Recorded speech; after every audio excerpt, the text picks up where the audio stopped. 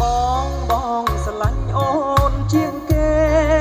ពីមុនខូចដែរតែឥឡូវទល់ជើងត្រឹមស្ងួន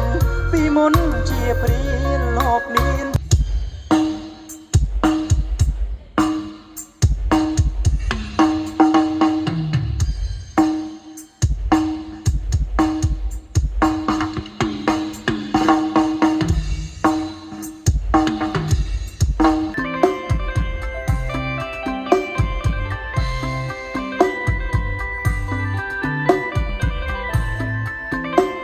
បាទជម្រាបសួរបងប្អូនទាំងអស់គ្នានេះថ្ងៃនេះគឺយើងយកឈុតណា8x4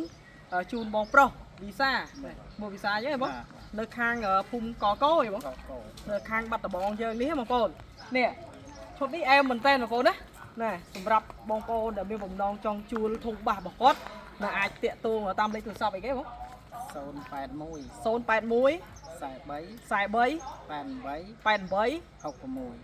081 43 អានេះឈុតថ្មីទាំងរបបបដ ாய் ឈុតពីកៅអូយោបដ ாய் ឈុតនេះហ្នឹងហើយបងប្អូនមកមើលធុងបាសរបស់គាត់ទាំងអស់គ្នាមកសម្រាប់សាប់របស់គាត់នេះគឺខ្ញុំរៀបដាក់5ទឹកក125កាឡាំគាត់300វ៉ាត់ជូនសម្រាប់សាប់ទៅបូ model boom 3បងប្អូន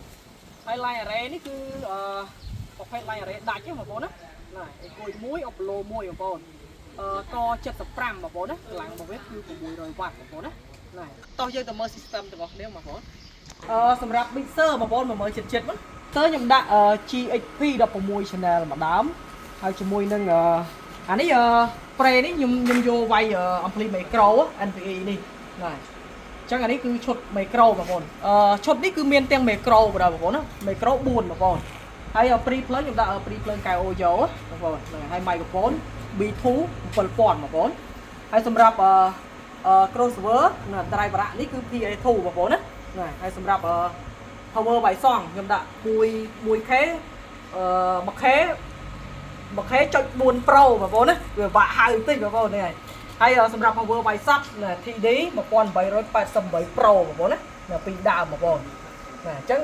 ระบบនេះគឺតម្លៃវាសមរម្យទេបងប្អូនបើចង់ដឹងតម្លៃអាចឆាតសួរបងប្អូនផ្ទាល់បានណាឥឡូវតោះយើងទៅស្ដាប់សំឡេងរបស់គ្នាចំណំសង្សារបងស្រឡាញ់អូនជាងគេពីមុនខូចតែឥឡូវ